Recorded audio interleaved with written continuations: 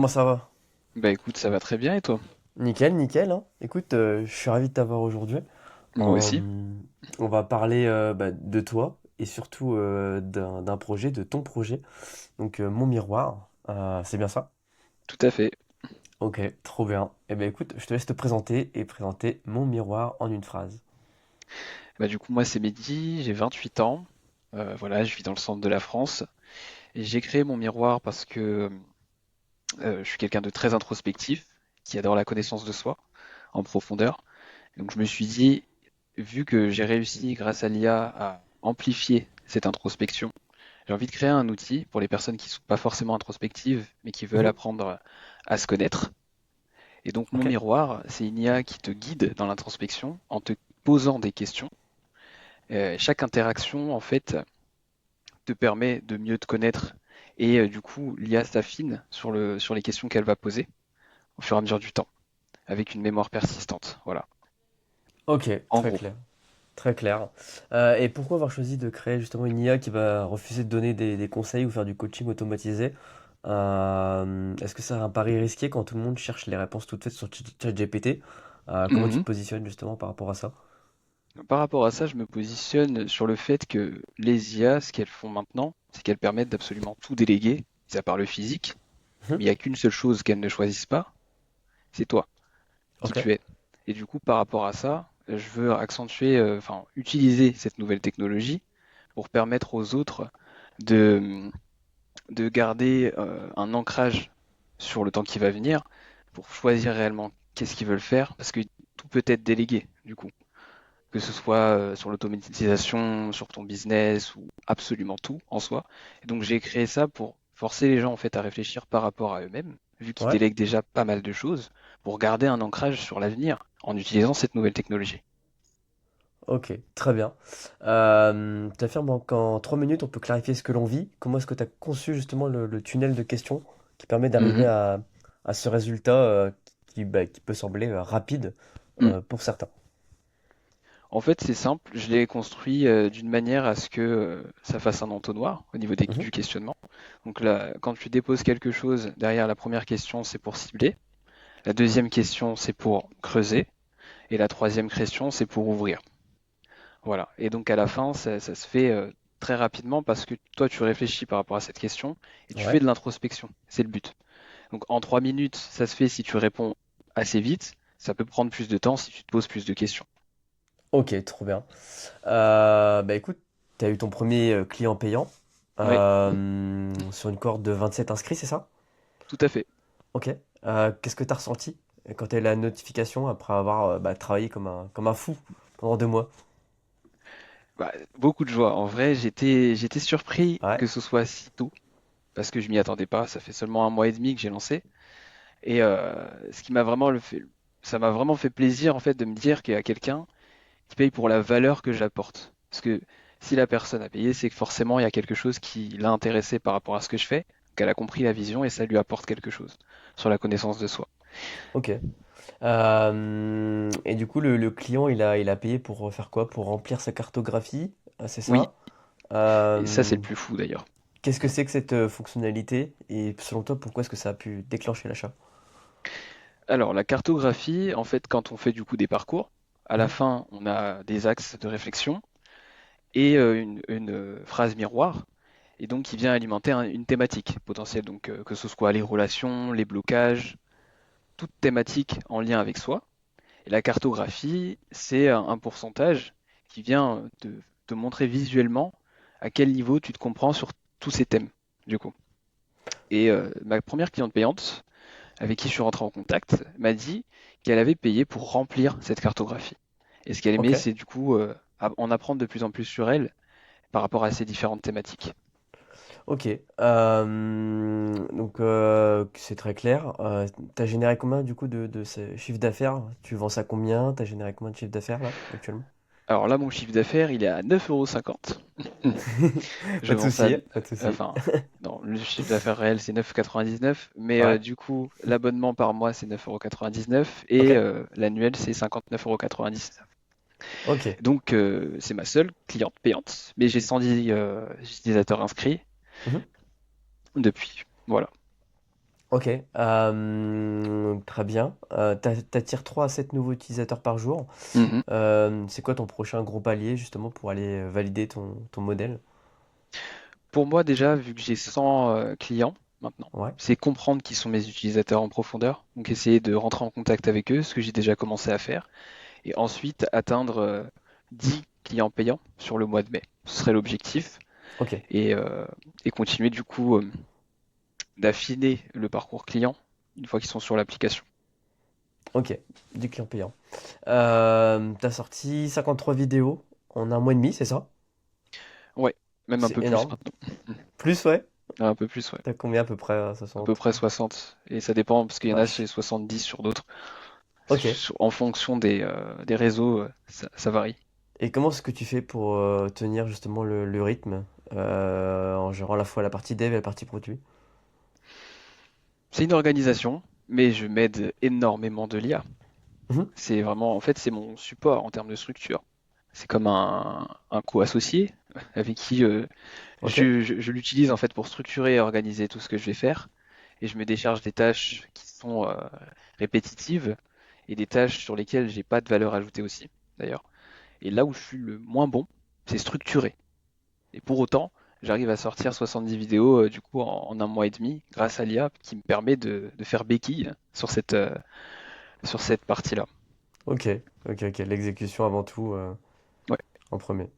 T'as testé un peu tout ce qui est influence dans ce que tu fais? oui, Ok. directement en fait, j'ai testé l'influence, donc Mhm. j'ai contacté une trentaine d'influenceurs.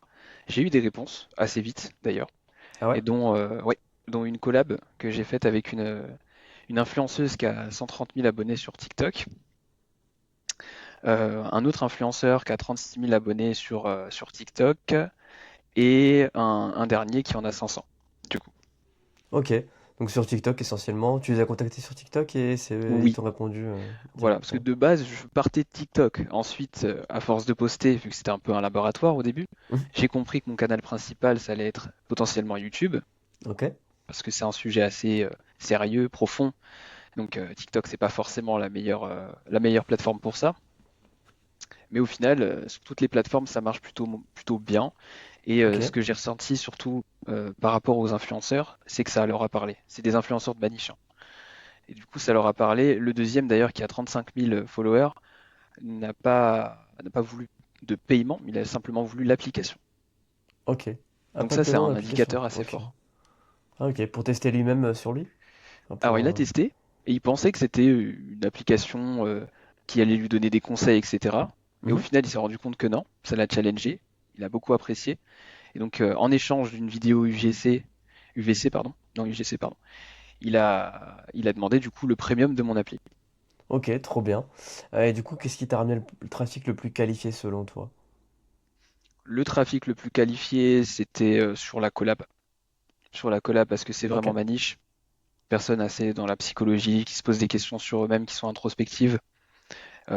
Comme c'est des sujets qu'elle aborde souvent, l'influenceuse, elle a une communauté qui est engagée par rapport à ça. Ok. Et moi aussi d'ailleurs. Et est-ce que tu as fait un investissement dans une collab qui t'aurait coûté et qui n'aurait pas Mhm. fonctionné?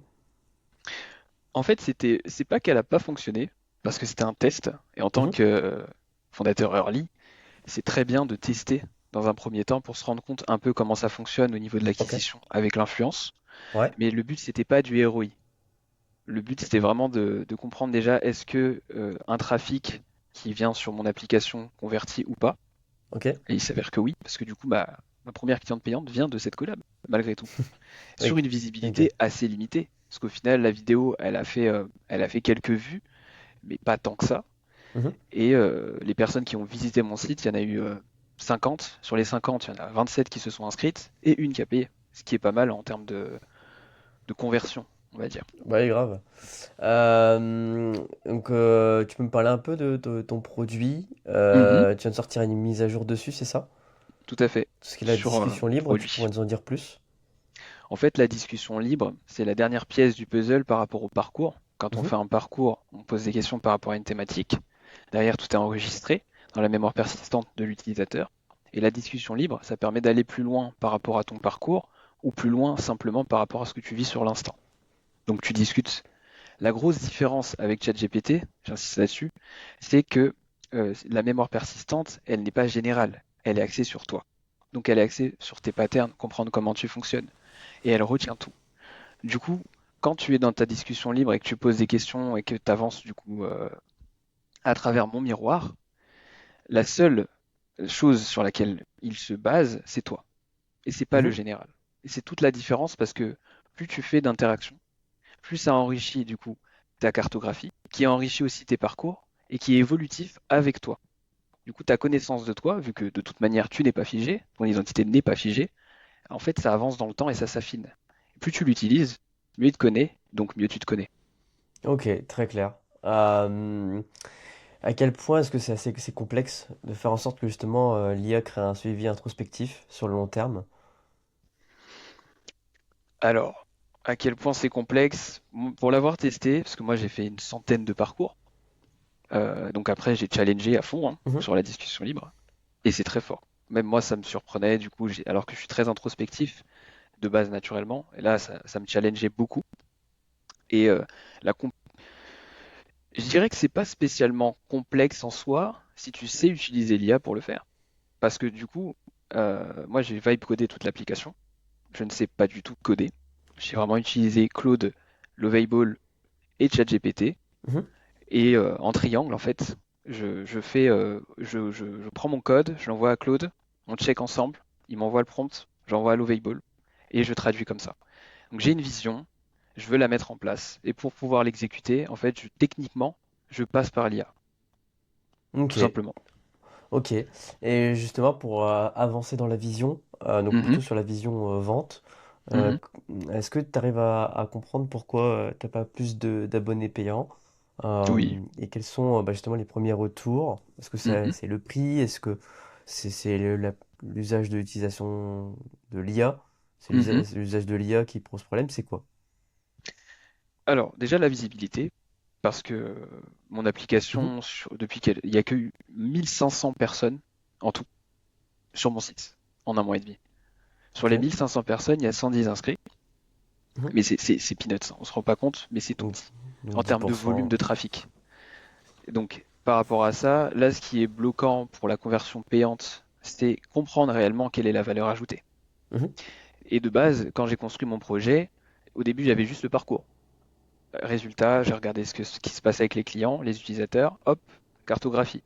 Pour travailler la rétention, hop, ensuite la discussion libre. Et les trois sont liés.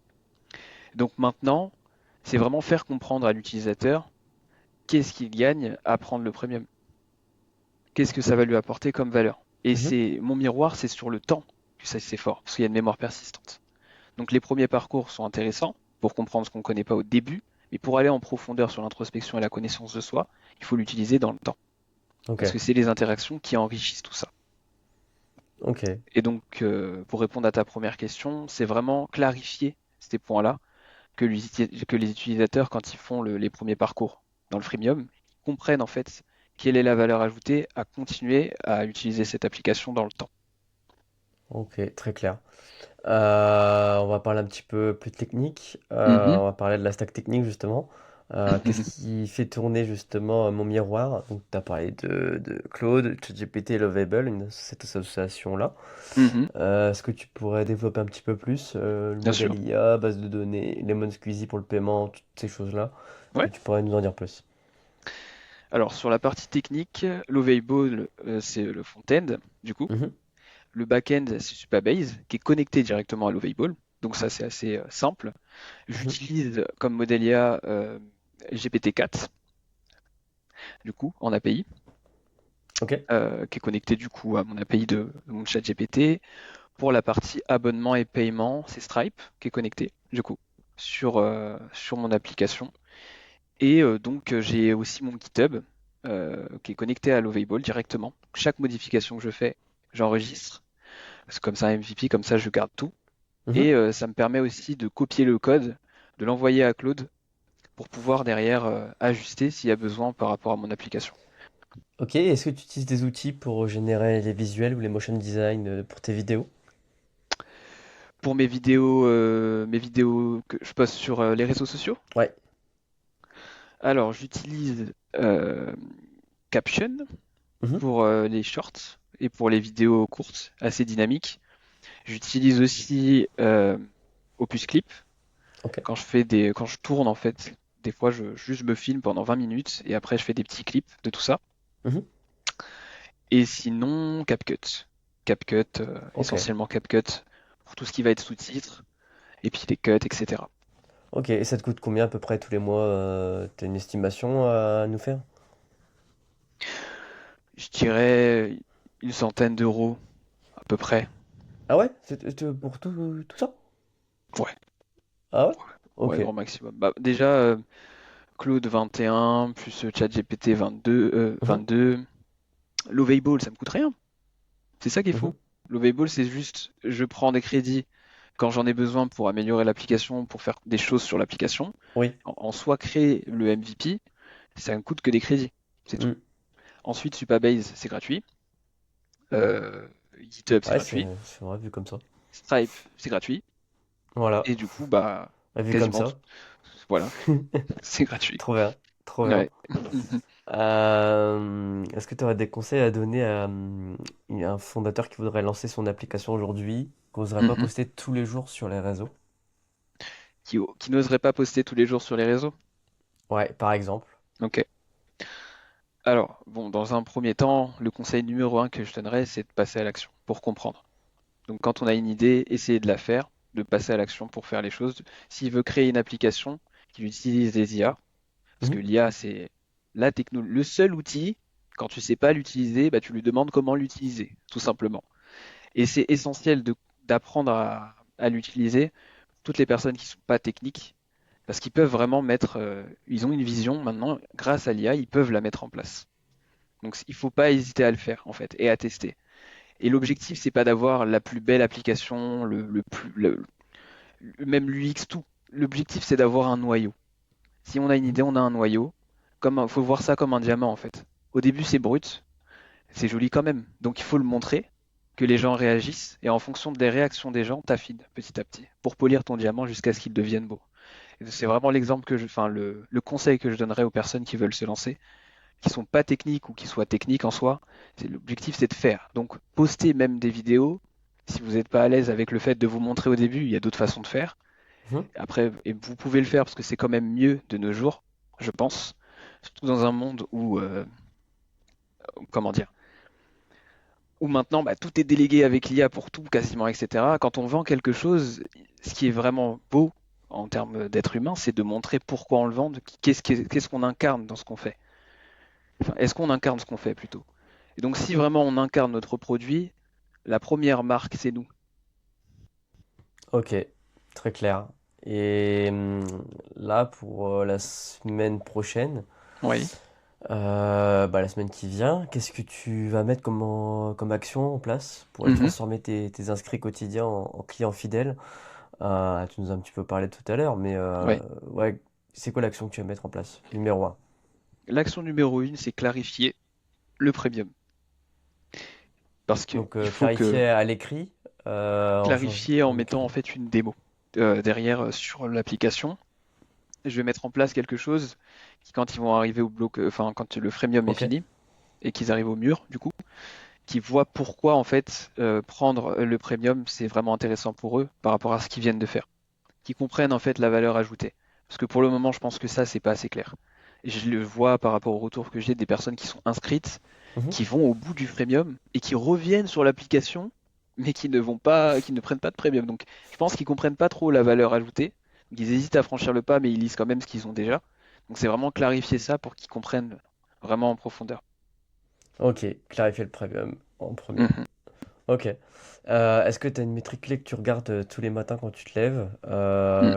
Un nouvel utilisateur payant, des nouveaux utilisateurs gratuits, Mm. du trafic. Tiens, tu regardes quoi le matin quand tu te lèves? Je regarde s'il y a un nouvel inscrit, tout simplement. Que ce soit payant ou pas payant, je regarde vraiment s'il y a un nouvel inscrit et je regarde la rétention. Je Ok, regarde vraiment les personnes qui reviennent sur l'application. Ça, c'est hyper important pour moi de me rendre compte est-ce qu'il y a des gens qui reviennent ou pas. ok. Et sachant qu'ils peuvent faire 2 parcours et 10 messages dans la discussion libre sur le freemium, Après, il faut basculer au premium. Quand il y a des personnes qui reviennent, c'est vraiment intéressant pour moi de me rendre compte que ben, ils n'ont pas beaucoup de choses à faire finalement, vu qu'ils ont déjà quasiment tout fait, mais ils reviennent quand même. Tu vois, c'est pour ça que je te disais que de là, je comprends qu'il faut que j'avance sur la partie clarifier le premium. Ok, Mais la clarifier le métrique problème. principale actuellement, c'est vraiment la rétention. Parce que la complétion, je suis quasiment à 100%. Quand quelqu'un s'inscrit, il fait un parcours entièrement.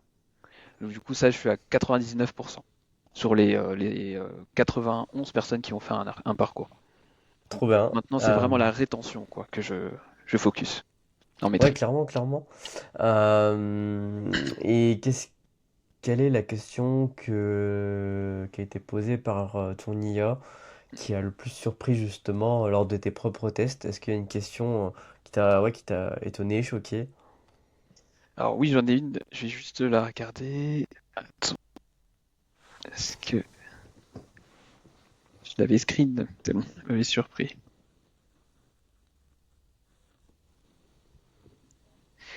La question qui m'avait surpris, c'est, alors déjà je contextualise, j'avais Mhm, posé sur l'application à un moment où je me disais, tiens, c'est bizarre, j'ai l'impression que les personnes que j'aime, je ressens plus de manière brute l'émotion, le fait de les aimer, depuis que j'ai conscientisé plein de choses et que je suis plus lucide sur plein de choses. mhm. Donc ça m'a heurté un petit peu, donc j'ai posé ça, et il m'a posé cette question. Quand tu penses à ces relations, qu'est-ce que tu vois en toi qui n'est plus là? Et du coup, moi, ça m'a heurté tout de suite, parce que qu'est-ce que tu penses en toi qui n'est plus là? Il y a plusieurs mécanismes qui viennent d'un coup sur cette même question. Mhm. Et donc ça te permet tout de suite de réfléchir à comprendre le pourquoi du comment sur ça, tu vois. Qu'est-ce qui n'est plus là? Parce qu'au début, là, moi, je te disais, quand je suis posé la chose, je me rends compte que je ressens plus de la même manière, mais je me suis pas forcément mis en tête qu'il y a quelque chose qui n'est plus là, tu vois. Et donc ça m'a un peu surpris sur l'instant, et donc ma Ouais, réflexion, elle a bifurqué.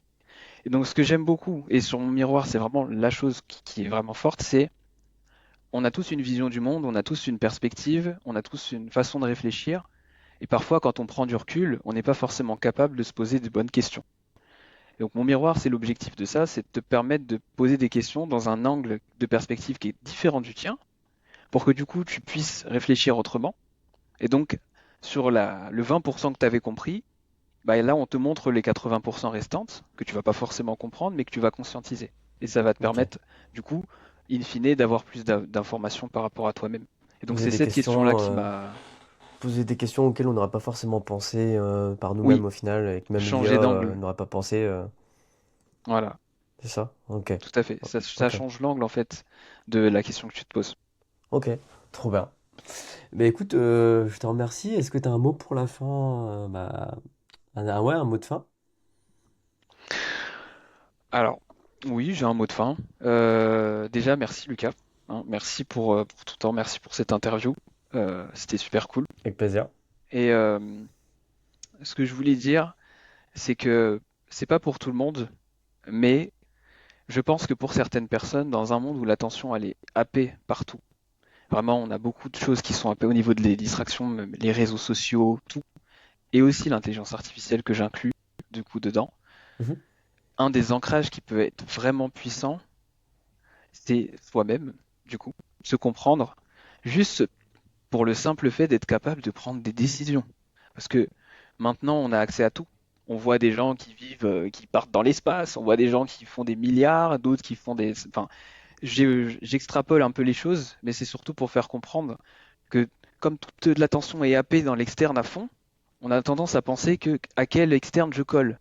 Alors que la question, c'est plus quel interne je suis pour porter vers l'externe. Voilà mon mot de la fin sur la Ok. connaissance de soi. Trop bien. Trop bien. Merci d'avoir partagé ce sujet tellement Merci à toi. original. Trop bien. Allez, salut Mehdi. Salut Lucas.